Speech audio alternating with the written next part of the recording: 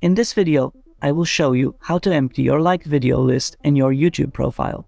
Before we begin, make sure you hit subscribe and tap the bell icon to get daily tech videos. If you want to bulk remove all the liked videos from the liked list from your YouTube profile in one go, then here I will show you a browser extension that can help you. It is called Automa and it has a workflow that will clear the liked video list for you automatically. Let's see how to use it. Install this extension using the link in description. Now, you go to the Automa website and install this workflow in the extension.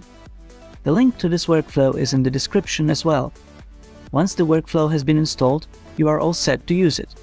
Just make sure that you don't have multiple Google accounts logged in YouTube. Only the account from which you want to clear the liked history needs to be logged in. From the new tab, open the Automa extension. Click on the play button and then sit back and relax. Let it do its magic, and after some time when it is done, you will see there are no liked videos in your profile anymore. You can use it in this way and clear the liked YouTube video history in one go. If you found this video helpful, then check out more tech videos on our channel. Thanks for watching.